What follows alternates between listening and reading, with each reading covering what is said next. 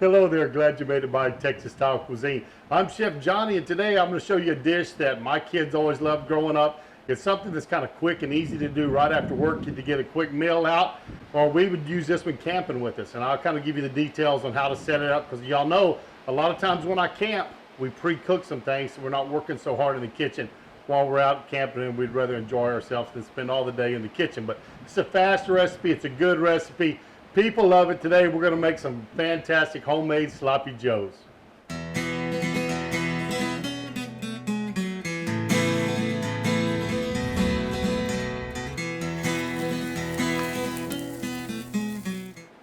We're going to get started here. And tonight, to make this in, I'm going to use a Dutch oven. You don't have to have a camp oven if you're out camping. This one that doesn't necessarily need heat up on the top, but we need that heat on the bottom. So I'm using my number 9 Griswold tight top Dutch oven. Now this oven's been around a long time. It's in beautiful shape. It's a lot older than I am, but I tell you what, this old girl really does cook very nicely, and she's just a pleasure to own and a pleasure to cook with. But we've got some oil in there heating up, and I'm going to take some carrots. And these carrots, so a lot of times with vegetables, we have a hard time getting the kids to eat them, right? So if you'll take them and instead of cubing them, like some people do a small dice or something, instead of doing that, I shred mine. So these are all shred up. I'm going to put those in and just let them start cooking around. Again, I'm not nuts about using a lot of metal in my Dutch ovens, so, or any of my cast iron. I do sometimes, but I try not to if I don't have to. I'm just going to put that in there and stir it around and start trying to get these tender. Want these cooked for a minute, I'm going to get in some bell pepper. Bell peppers diced up. If you wanted to mix all these together in a bag, you probably could if you're out camping. And just in each bag, whether you do them together or separate, just label them. Say, vegetables for your sloppy joes. That way you know when you go to the ice box or your ice chest, you can grab it out and know which ones you're getting, and you don't have to worry about grabbing the wrong ones. You've always got everything laid out for each meal. Let these keep cooking. Then I'm going to get my onions in on top of those. And I tell you what, it's one thing nice about this old oven, if y'all have noticed, that bell handle has a setting where it'll sit up high, so it's not down low. It doesn't pick up all the heat. A lot of your new Dutch ovens don't have that, and that's something great about these old ones. Those have been going a while. And I've got a red onion here. You can use any color onion you want, white, yellow. They'll all work fine. I just use red tonight because that's what I had on hand. So that's one thing about a lot of these dishes. You use what you have. So I'm going to let these start going. Let them just start getting tender. And then I'm going to add my beef right up on top of it. Got a pound of ground beef right here. I'm going to open up. Drop that right up on top. Now y'all know normally I use a 80-20 ground chuck on most of my ground meat. Well, I didn't have time to run down to HEB tonight, so I went to a little local store up here. And the options they gave you were ground meat or ground meat. So not a whole lot of options at this one, but it's a nice little store. We pick stuff up there sometimes. So this is actually a 73-27 mix. So we may have to drain a little oil off of these in a few minutes. And I'm just going to start breaking my meat up here. As you can see, I'm grabbing hold of this handle. It's not hot. That is a nice addition to this pot. And these vegetables, they're gonna finish tenderizing in with the meat as it browns. Some of these seasons I want to get in right now so they cook into the meat so the meat carries those. And one of those is our black pepper. Got about a teaspoon of black pepper. I'm gonna mix that in. And I got about 2 teaspoons of salt. Kind of humid out here. As a matter of fact, it was raining just a second ago. I don't know if y'all could tell that or not. You might hear a little thunder in the background or see some lightning flashes. We do have thunderstorms in Texas right now. Salt's in. And that was 2 teaspoons. 2 teaspoons of granulated garlic. You could use real garlic if you wanted to. And always remember, you need about 1/3 of the amount that you would if you're using fresh. So if you've got a tablespoon of fresh, you would use a teaspoon of powdered. So I've got 2 teaspoons of powdered garlic. My meat's browned pretty good. Looks like we have the liquid, I'm gonna say the water from those juices evaporated off. And everything that left pretty much is just fat. So what I'm going to do now is I'm going to take this and I'm going to drain some of the fat off, and then we'll get right back with you.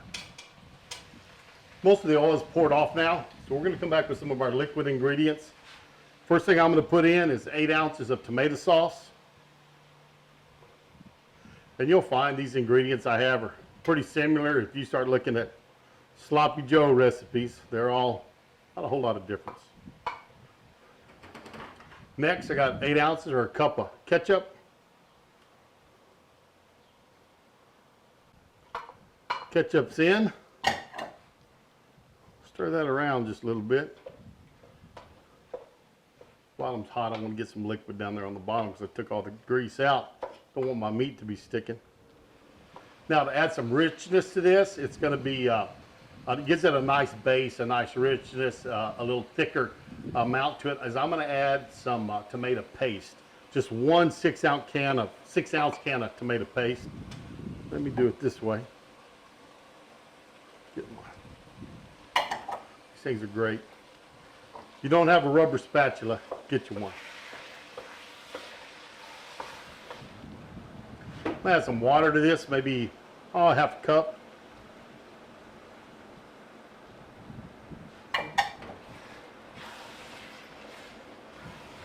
Now, Worcestershire sauce.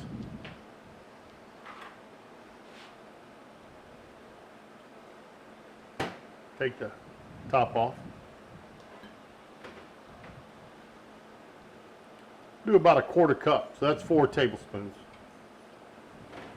And about 2 tablespoons of just French's mustard.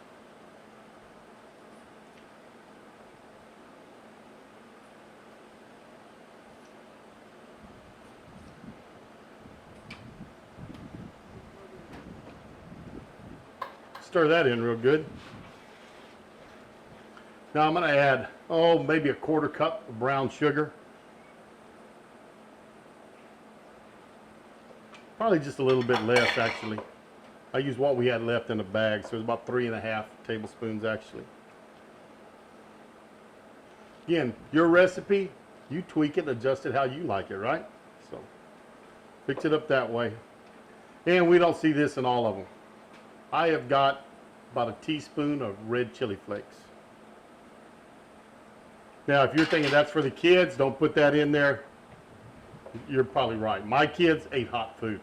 They grew up down here in South Texas. They were used to jalapenos and spicy things, always eating spicy guacamole and nachos with jalapenos on them and salsa. So they got used to some hot foods at a young age. But that is pretty much everything that's going to go in there. What I'm going to do now is I'm just going to let this simmer. The longer you let it simmer, the better. So we're going to go for about 20 minutes. I'm going to check it. Put the lid on it. Let's let it simmer for a while. We're back. It's been about 20 minutes. I was looking for my towel, and it looks like my wife ran off with my towel I was using to pick the lid up with. It's going to be a little bit hot, I bet you. So we'll pick it up like this. And if you look, a lot of moisture's come to the top. I'm going to let this cook just for a minute, dry it out a little bit. You can see this is drying out pretty good. So what I'm going to do is I'm going to move it to the side out of the way, make sure that's not hot. Got our plate. Let's get a bun here. And I toasted these buns a while ago. Did it off camera. Yeah, not anything. You'll have seen me toast buns before. But I'm going to get a nice big spoonful of this Sloppy Joe mix and go right up on that. Now, you got to have 2 of these. And that's what one looks like right there.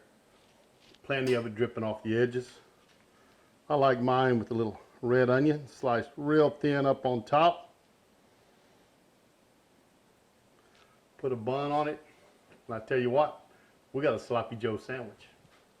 Now it's time to taste this, and I tell you, the question is, can I get a bite without getting it all over this green shirt, right? That's going to be the true test here, but we're going to pick this sandwich up. Oh yeah, just what I expected. Big part of it's already on the plate, but we're going to pick it up. There's a beautiful shot of it. Whew, it's hot. I'm gonna sit it back down. We're gonna try it again. Let me tell you, there's a reason they call these sloppy joes. That has got some great flavor. Got a little heat on the back end. If you're not a heat fan, put a half a teaspoon. Don't put any at all. But I like a little heat. We're gonna see if I can get all that out of my beard. But I tell you, the Worcestershire sauce brings a lot of flavors through there. That tomato paste gives you a richness, a depth of flavor that you wouldn't get if you just used the ketchup and the tomato sauce, which a lot of recipes do not call for paste. I'm gonna tell you, you want a good, rich flavor in your sloppy joe, put some paste in there. That's the way to go. But this is a good sandwich. It tastes great. It's easy.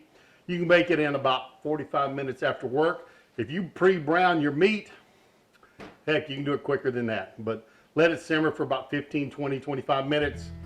You'll be fine. Break it out. Feed it to the kids. They'll love it. They'll enjoy it. And I tell you what, the adults you feed it to, they're going to enjoy it too. But I want to tell you, thanks for stopping by Texas Style Cuisine. If you would, I appreciate it. If you'd subscribe to my channel. Remember to give me the thumbs up. Tell your friends and family about us. Share us on your social media. And we're going to see you down the road on Texas Style Barbecue and Cuisine. How them boys put food away beats all I've ever seen.